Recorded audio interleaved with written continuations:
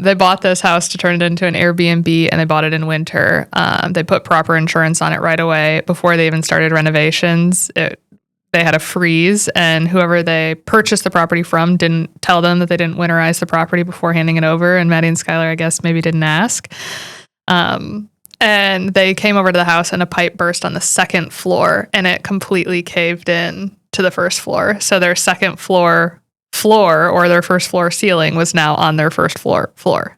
And proper insurance not only covered income replacement, but completely replaced that entire floor at no cost additionally to the client, which, what? Well, welcome back, everyone, to another episode of the KarWell Chronicles. I forgot we hadn't announced the name. Oh my God. I was going to say but that's after, not before. Yeah. So drum roll, please. Full transparency for you guys that we asked for your opinion on the name, and then I picked it. We picked it literally like the day that we asked for their opinion. I know the second I asked for other people's opinions, I'm like, actually, I have one. But it's so good. And everybody, because we like put it in the stuff that's already been being posted, everybody's like, oh my gosh, I love the name. And I'm like, well, thanks. You don't know that we asked for your opinion yet because that episode didn't even come out yet. But it has been decided. I know. I chat GPT'd it, and literally, like, I asked for 20 examples of podcast names, and 19 of them sucked. And then the last one was KarWell Chronicles, and I was like, whoa, that's it. That is it. I need no one's help. I will say, yeah, ChatGPT, like 99% of the time, the first 10 suck, and you have to keep asking. And then once they like figure you out, ChatGPT is it. Yes, 100%. Well, for you guys who are listening to this, today we were supposed to have a special guest on our podcast. For those of you that know Zoe Berghoff, she was supposed to be with us today. But if you guys are in the Midwest, we are going through a crazy storm currently. And today I woke up and I looked at my temperature and it said, feels like negative 17 outside. And I was like, oh, perfect. Yes. And it's so bad over here, too. It's so funny. We were on the drive back last night, and I was like, well, it's the lake effect. And Tyler goes, you West Siders love talking about the lake effect snow. He was like, that phrase is just so annoying. And I was like, you're from Brooklyn, Michigan. Of course you don't talk about lake effect snow. You don't get it. Yeah. And he was like, it's just such an annoying term. And I was like, well, it's what it is. So it makes me feel smart. It's so annoying. Yeah, but it is. It's miserable here right now. It is so cold. It's so windy. It's so snowy. We're buried in it. We're in the thick of it right now. It's the part of winter that I don't like, where all of the Christmas trees and decorations and holiday spirit's gone, and all that's left is cold.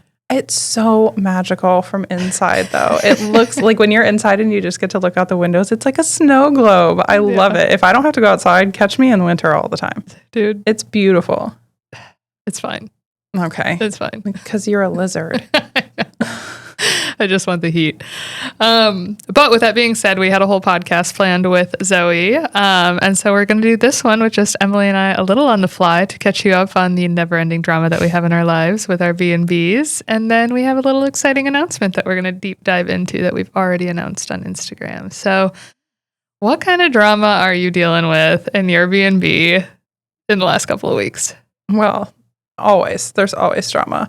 This drama, I don't know why this has to happen in the coldest month of the year every year, because the same thing happened last year. Not, I guess, exactly the same. Like, the problem wasn't the same, but the heat has gone out in my house twice, and I'm in northern Michigan, and that's just, like, not allowed. It got so cold. So the first time, it just so happened that the guest, like, had brought a dog with them, which the dog was not on their reservation, which is a whole separate issue. Like, that irritates me to no end. There's cameras outside. Like, we can see that you brought a dog, but whatever. But, so the heat went out in the middle of the night, and the guest is messaging in the morning. They're like, it's like 50 something in the house at this point. And they had to go to a funeral. Oh, no. And they were like, we can't leave the dog in the house in the cold, and we have to go to a funeral. And I'm like, way to ruin their day. They're already sad, and then it just make it 10 times worse. So they checked out. I call my HVAC guy, and he runs over there, and my HVAC guy is so funny. He's just very, like, to the point. He doesn't care about anything. And so I call him. He goes, "Hi, Emily." I was like, "Hello. Hi, Patrick. I need you to go over to my house right now." And he goes, "Well, what happened this time?" I'm like, "This time? Like, we haven't had issues before, Patrick." Sir, but whatever. Don't act like this is a repeat call. I know. And like, I'm paying you. Yeah. So relax. But he goes over, they look through the stuff, and he basically said that like one wire got tripped, starts it back up. He's like, just pay attention to the temperature. Well, this is like an old house, and the thermostats are not hardwired in. So the only way for me to see the temperature of the house is through this Govee device that Fede had us install on our property. And it doesn't necessarily like notify you when the temperature gets below a certain temperature. Maybe I could set that up, but then Fede's team would also get notified like anytime I went down. So we get it fixed, whatever. He's like, just monitor it. And then yesterday morning, yes, this was yesterday, I went on a trip with my family to Alabama over the weekend to visit my sister. She's in the military living in Poland, and she is in Montgomery right now just doing a class.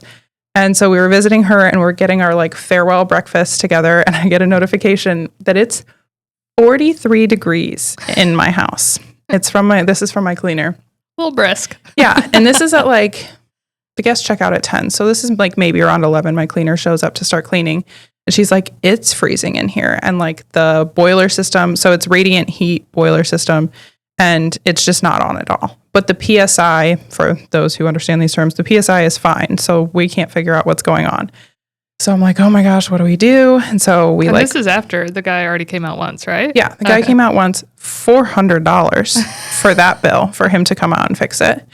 And so the guest had left at 10. So I go and I look at the Govee app because you can like scroll back and see what the temperature was. It was 46 in the house when they left, and they said nothing to us about it. They're like, we've had a bad enough time. It's fine. I know. We're done here. I was like, well, no, this is a different guest. Oh, so it's not the funeral guest with the dog? No, not the funeral guest. The funeral guest left that morning and never came back. Okay. And like, they're getting a refund. Yeah. Fine. But this guest had stayed all weekend. They were checking out that morning. They just didn't say anything when they checked out. And I'm like, even if like you accidentally did something, not that they did, obviously, because it's just a boiler, like say something. The pipes could have froze. Like what if the cleaner wasn't coming that day? Like so many things could have gone wrong. Well, the cleaner comes, Tyler starts freaking out. He's like, the pipes are going to freeze. Like 43 is very cold for inside the house. Yeah. So he starts driving up to Alpena, and we order 4 space heaters that our cleaner goes and picks up, and she gets them all set up in the house. Call Patrick again, call him, "Hi, Emily." I'm like, same problem happened, Patrick. I really need you to get over the house like now, because he basically told me the last time, if we don't get it fixed right now, or like immediately after that happens, the pipes in the boiler itself will freeze, and then like the whole system needs to be replaced, which they're not really, the company that makes that one is not in business anymore. So like even finding the parts just to fix it is really hard, let alone an entire new one. I love old houses. And so he goes over, and not even he sends his guy over, and they find out that like the whole connector board for these wires is bad, I guess. And so replace it, get it back up and running. Tyler goes up there. The temperature starts to go back up in the house. But Tyler's talking to the guy who was there. And the guy goes, yeah, if I had been here last time and we had taken a little bit more time, I would have been able to see this and fix it last time. And I'm like, not what you say, bud. You could have kept that to yourself. You could have kept that information to yourself, because now this second bill is $680. Sir, that's what we call bad business. Yeah. I'm like, just, you let the intrusive thoughts win on that one, and you said it out loud. Like, you could have just left it alone. And my mom was like, well, just negotiate, like at least getting the service call taken off. And I was like, this HVAC guy is the only guy who will answer my calls in the area. I'm not arguing with him.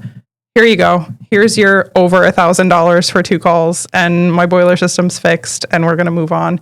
And now I just basically he recommended getting a electrical wire just to one of the thermostats in the house, so we can have that one be Wi-Fi capable. And then we can keep an eye on it. But the thermostats themselves are in places where it's walls that don't have any outlets on them.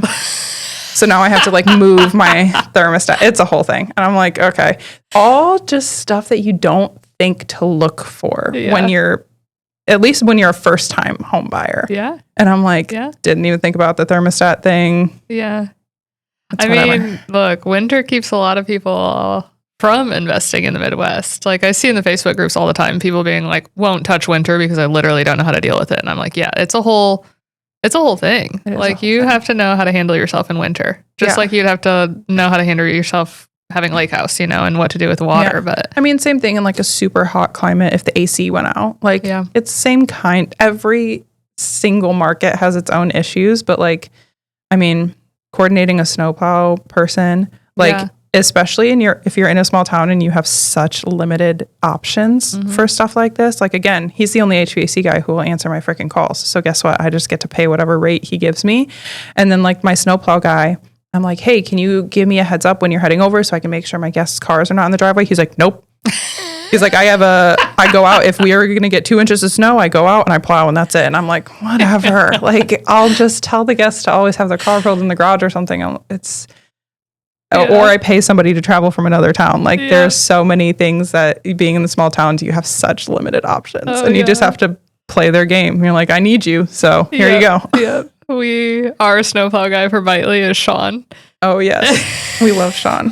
I love Sean so much, but Ethan can't stand him. Like, Sean is a trigger for Ethan. Like, the second his name comes up on the phone, Ethan's like, you have to handle that. I just literally can't. And we have fired Sean like 4 times. And then every single time we need something done in the house, he's available. You mean when you need somebody to break in because somebody locks the keys inside? Yes. Sean is an ex-con who can break into my house. Therefore, I keep the relationship a decent one. Well, now he's like very familiar with how to break into your house because he's done it a few times for you. I know. The things that you get into with Airbnb. Yeah, I posted that on Instagram a while ago. So if you guys haven't heard that story, it's the one where I've made this mistake twice on 2 B&Bs. So if you're new to B&B, like check for this. But when we replace the locks on the exterior doors with a Yale or Schlag or whatever, a coated lock, you replace the deadbolt, and the deadbolt is the new code, and you don't replace the doorknob of the door. And so twice now I have just replaced the deadbolt and been like, okay, the door's ready to go for guests, but the lock on the actual door handle still works. And typically we don't get the keys for that. We'll get the key for like the deadbolt, and then we just are like, okay, well, we're switching that, so throw away the keys. So I have had guests lock themselves out of our properties twice now. And us not be able to get in them because we put a new deadbolt but not a new lock on it. So this guy, every single time, like the first time I called him, I was like, can you break into our house because there's no locksmiths anywhere within an hour and a half? And he's like, does the door swing in or out? And I was like, it swings in. And he's like, yeah, got it. And that's such a detail that I don't want to know why he knows that. I know. And then afterward, I'm like, okay, well, you had to break into a door that had a deadbolt shut, locked, and the regular doorknob locked. Like, do I have to replace something? And he's like, no. I'm like, how did you do that, voodoo? But I don't ask. I'm just like, look, send me the bill. Yeah, we're not asking questions. And if other houses around the area start getting broken into, I don't know. I didn't see anything. I didn't hear anything. I don't know anyone who could do that. But I've got a guy. I know. When you posted that on Instagram, you fully tattled on him. Yeah. You just narked on Sean. Yeah. I think he loves it, though. I'm sure he'd love the attention. He seems like the type. Yeah, the pipes bursting though in these properties, like that's a real thing. I had 3 burst in Orange Cadillac when the first winter we ran it. But all of them were exterior pipes. So we just had neighbors be like, hey, there's a waterfall coming down from your deck. Yeah. Yeah, that is super lucky. I'm thinking about that right now with like everybody who has properties in the South because Houston has snow right now. Austin has snow right now. So it's Florida has snow. Cold down there. Yeah. And I've lived in Texas when we had that like big freeze and the pipes burst in my in-laws' house. And it's just the insulation's different in houses. And so you think like, oh, well, just get a generator or whatever, space heaters. But the insulation in the house is fully different than it is up here. And so it's hard to combat that when it happens. And apparently it's happening way more often right now. Yeah. It reminds me of when Matty and Skylar, not last year, but the year before, they did a Airbnb in a box client project. and they bought that house, and this is a shout out to Proper Insurance, not sponsored, but you're welcome for this story. Yeah. They bought this house to turn it into an Airbnb, and they bought it in winter. They put proper insurance on it right away before they even started renovations. They had a freeze, and whoever they purchased the property from didn't tell them that they didn't winterize the property before handing it over. And Matty and Skylar, I guess, maybe didn't ask. And they came over to the house, and a pipe burst on the second floor, and it completely caved in to the first floor. So their second floor or their first floor ceiling was now on their first floor. And Proper Insurance not only covered income replacement, but completely replaced that entire floor at no cost additionally to the client, which... What? And people complain about the cost of proper insurance. And I'm just like, when stuff like that happens, yeah, it's so worth it. It's not cheap insurance, mind you, but it is so worth it. Like, your day's already ruined walking into that house, seeing the ceiling on the floor. Mm-hmm. And it's not your money, it's a client's money. Like, Matty was just in tears, like, what do I do? And they covered. Yeah. They paid. Which is insane. Shout out to them. That's so nice. But yes, there's just so many of those things to think about. Yeah. And you don't know, like, I always assume that the person before me is like a good homeowner, but they're not. No. Like, the disgusting adult children. Yeah. Like, some of these houses are really gross when we get them. And you're like, oh, not everybody cares about their home. I toured one this weekend, and on the listing, they had it listed as ex-party house. Shut up. Was it bad? Oh my God, Emily. It was, you could tell.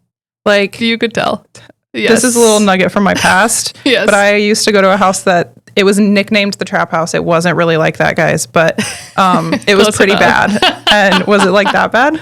Yes. Like, I walked in and I was like, I have partied in this house before, but it wasn't this house. Oh no. It was bad, but I was like, I could turn it into something, there was like, you could tell that like a few holes had been punched in the through walls. You're like, so you love those kind of people. There was like a cigar and a whole thing of like chewing tobacco that had already been chewed, like pressed into the carpet. And I was like, the shelves always have like sticky stuff on them and you don't really know what they are.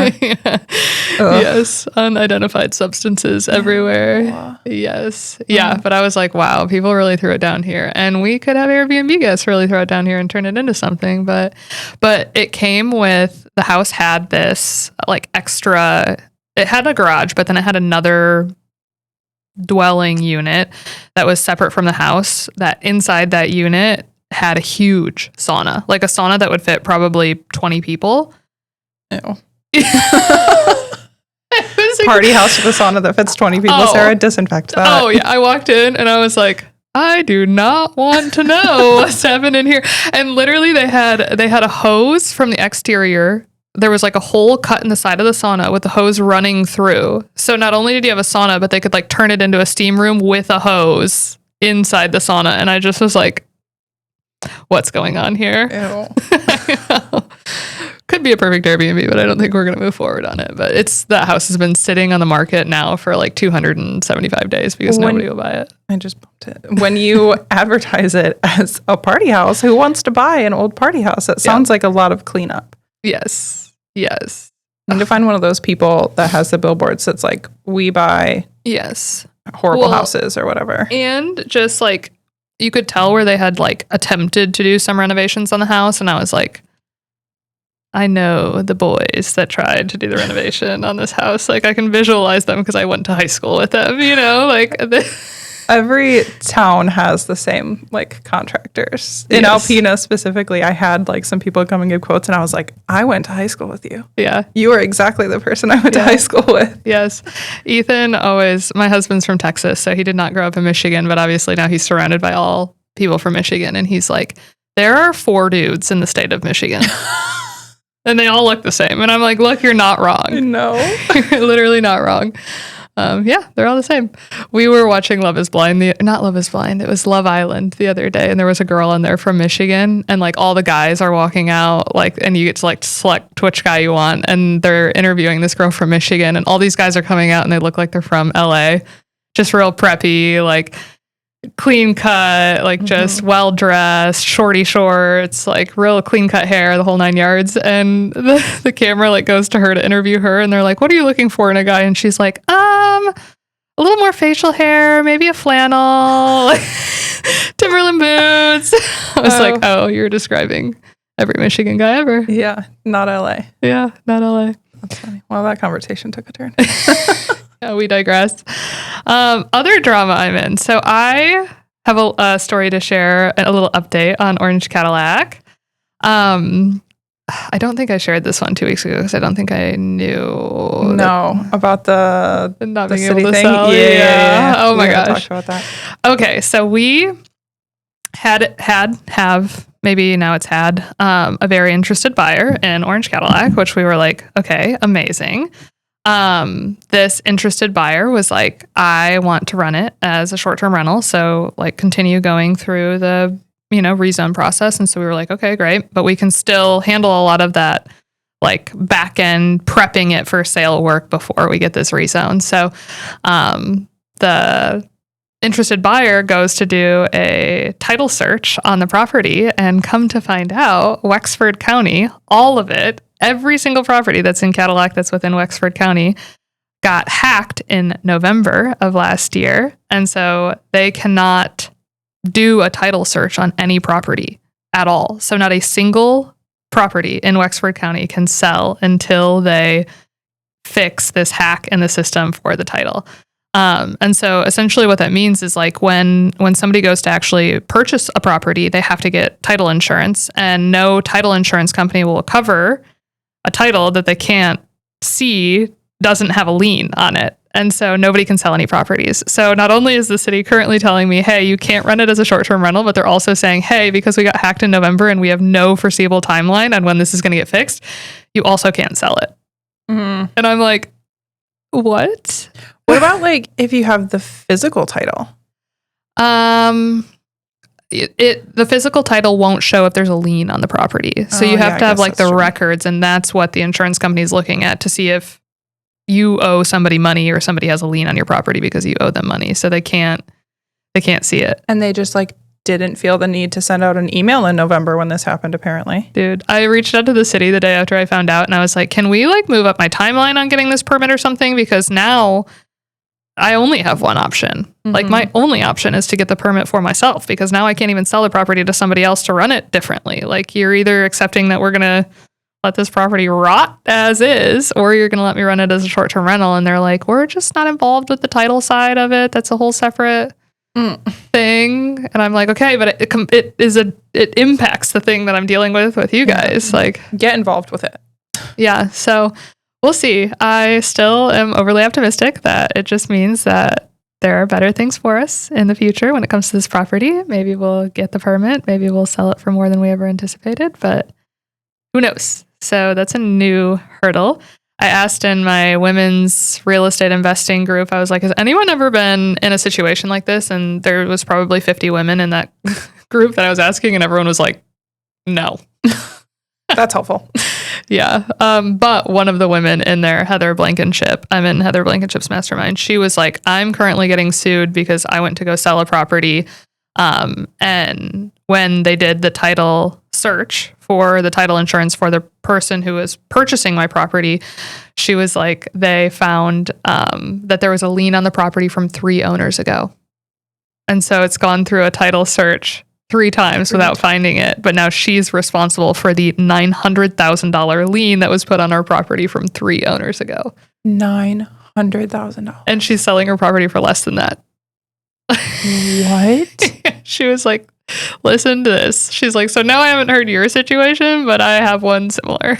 So at that point, they can sell the title company, right? Or like sue the title company, right? Well, that's why she was saying like, you should tell investors that title insurance isn't even worth it. She's like, because my title insurance that I went through to purchase the property, who is supposed to cover any previous issue that they don't catch, isn't covering it for whatever reason. Isn't it required when you're purchasing though? I don't think so. Maybe See, I never know what's required and what's not. They make everything sound like it's required. Yeah, I don't know. It's all new territory. So yeah, new problems. Fun. Yay. Yay. Love that for us. Oh, on a brighter note, we announced something new and exciting that's coming up last Friday. We announced it. Yes. If you guys followed along with us last year, and really for the last couple of years, you've probably seen on our social media that we host graduations. And then last year we hosted our first official retreat where it wasn't just available to the people in our mentorship, but we offer it to people to purchase tickets and come and network and learn. And we have educational sessions and family style dinners and all kinds of stuff. And so we launched the dates for our first retreat of this year. And we're partnering with somebody that we always wanted to. We've been talking about this for a long time. So we are hosting our retreats going forward at AutoCamp. If you guys are familiar with AutoCamp, or if you're not, it's kind of a combination of Airbnb and hotels. I think that's the best way I would describe it. It's unique stays as far as Airstreams or glamping or yurts, tents, whatever. But they have a community center. Some of them have bars in the community center, kind of a lobby of a hotel, I guess you could say.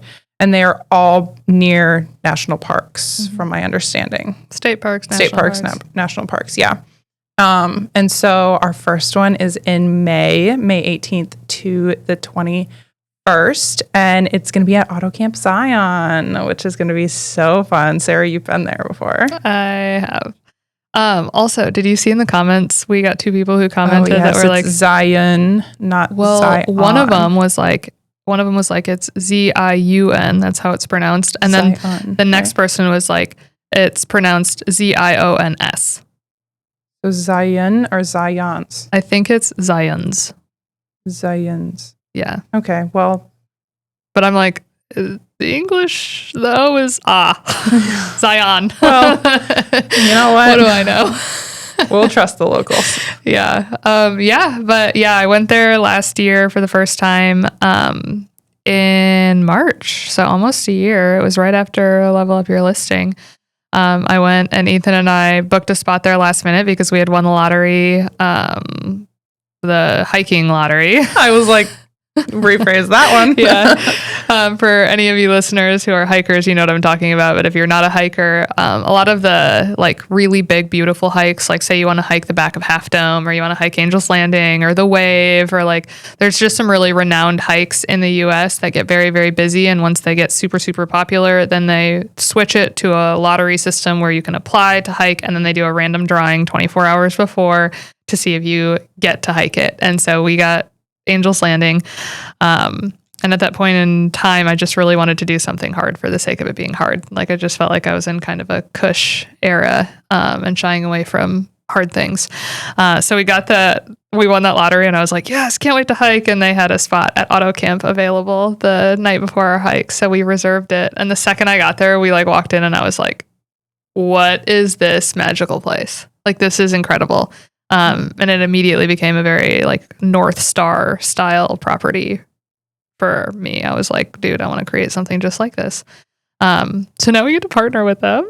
I know. I think it's going to be such a cool combination of something that people can aspire to create, while also wellness related, because there's going to be hikes and just meditation, yoga is available. All kinds of things are available. And then we get to combine education with it, and also scratch the travel itch that everybody talked about having at the last retreat. Yes. And so we already have some people coming that came last time, and they're all so excited to come to another one, which is really exciting. Yes.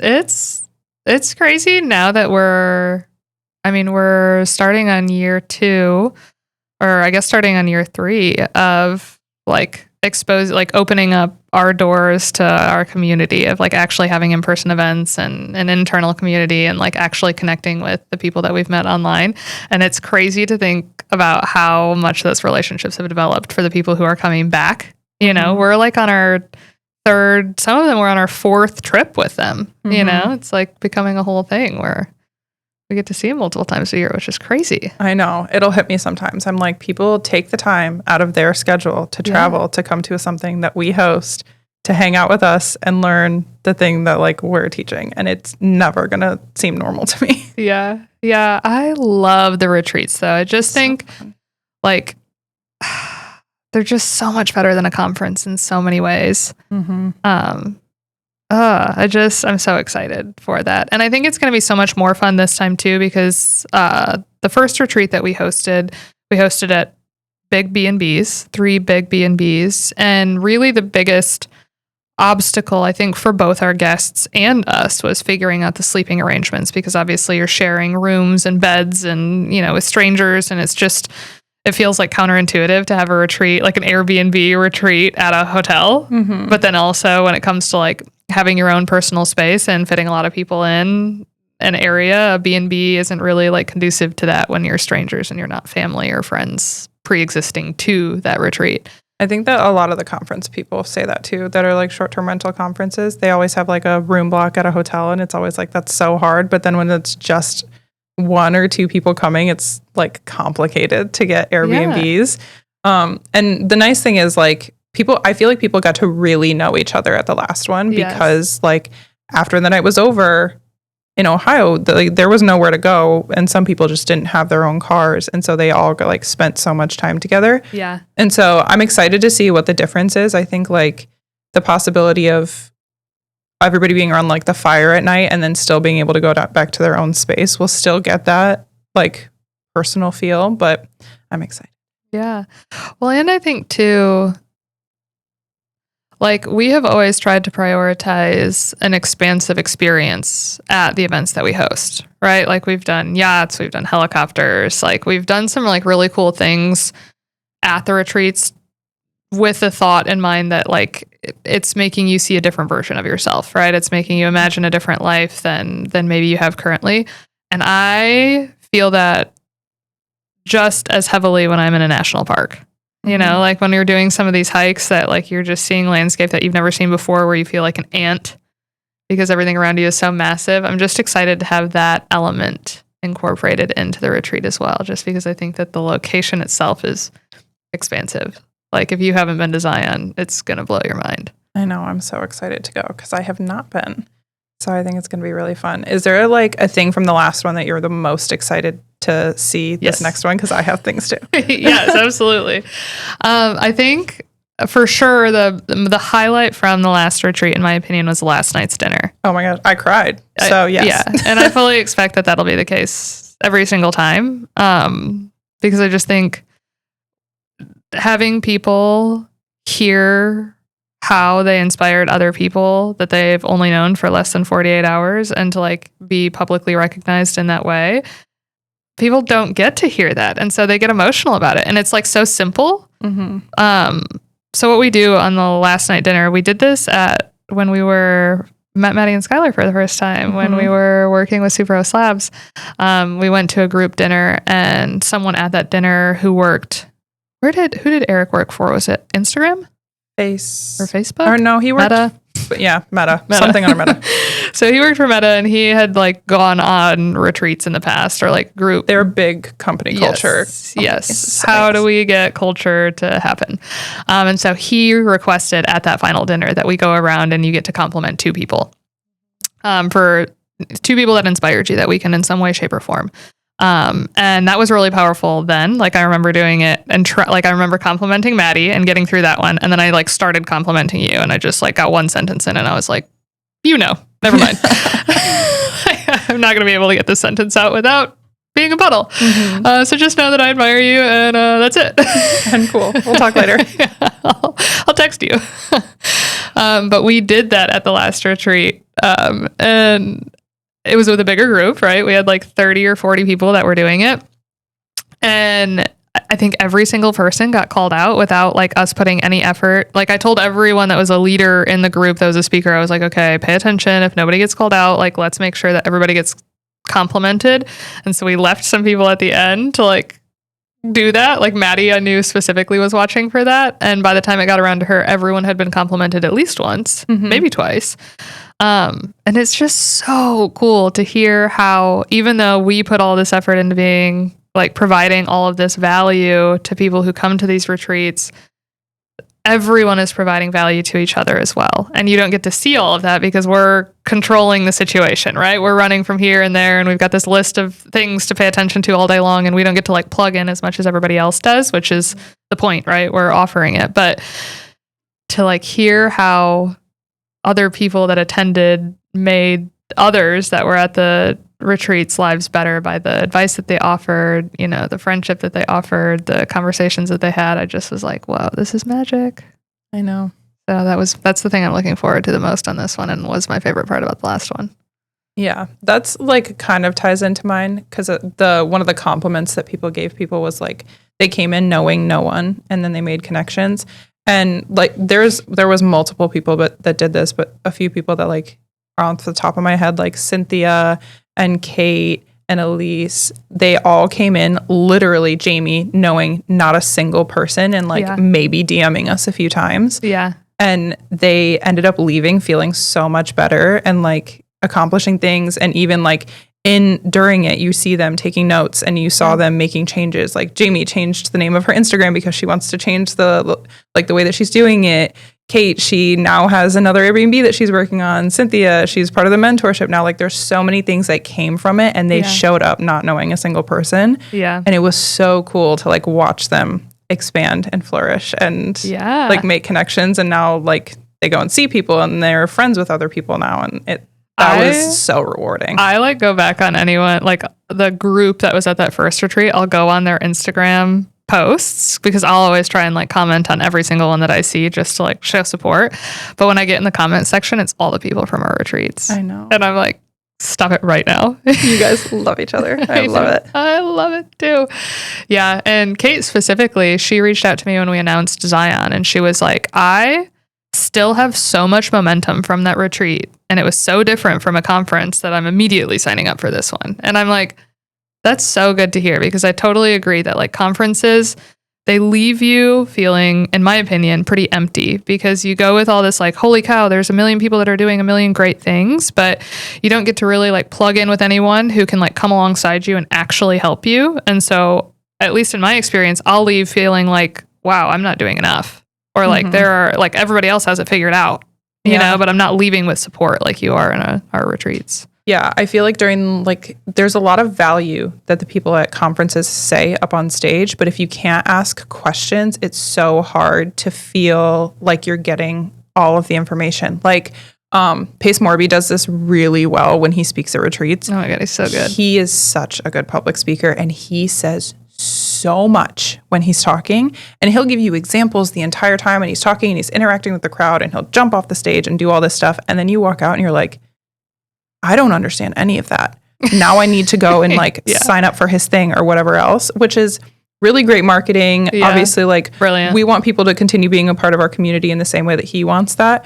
But I think the aspect of being able to like actually plug in and ask questions and be involved in the conversation is so much more beneficial at a small gathering, because it's impossible to do it at a conference. It's impossible to do it at something like SDR Wealth. It's huge. Even Level Up Your Listing is like getting really big, and it's hard to do it at those kind of things. And so the conversations have to happen outside of the educational sessions. And so I think just like the smaller gatherings are so nice. Yeah, you can't get into nuanced situations when you're at a big conference. It's just like general FYI, you know? So yeah, I totally agree. Just so excited. And AutoCamp is just, it's it. I just think that AutoCamp, in my opinion, is so feasible for people who are in the short-term rental industry to see how to bring something like that to life. Mm-hmm. And I don't know, like, maybe it's just me, but I just think it's so much more feasible in my head than a hotel even. Like it just seems such a simple business model, but make and bank. Yes, I know. I'm so excited about it. Well, wrapping up today, we launched the page officially. You can go and get your ticket now. Early bird pricing is only available through February 17th. Yeah. So this is the best price that it is ever going to be. It is going to be jumping up after that. But if you guys want to come, we're going to have educational sessions. There'll be some wellness, probably some hiking included in that wellness activities. We are adding workshops this time around. Yeah. So during or right before our lunch hour, it's going to be workshops that you can sign up for. We'll give you guys the topics ahead of time. So I think that that's going to be a nice value add this time around that we didn't necessarily have the last time. We're taking the feedback from people from the last retreat, kind of trying to implement new things. But yes, you can go get a ticket now on the carwells.space under the retreat section. I'm so excited, but thank you guys for listening to today's episode. Rate and review us wherever you're listening. And then if you are listening on any of the platforms, just like the listening platforms, there is a link at the top of the description that you can like send in a comment, you can send in a question, anything like that. And so if you guys want to do that, it's called like the fan mail section, but you can just send in questions or comments or whatever you have that you want to say about the podcast, and we'll be able to read it on our end. Ooh, yes. Okay. I know. I added that on. Catch me. In there. You're the one sending in I'm fan mail. obsessed with this. Seriously. Emily's so cute. But yes, please do. Please let it be someone other than just me. Yeah, don't make Sarah be the only one who's sending in fan mail, please. I will, nonetheless. I know you will. But awesome. Well, that wraps up another podcast for us. Thank you guys so much for listening, and we'll see you next time. Bye.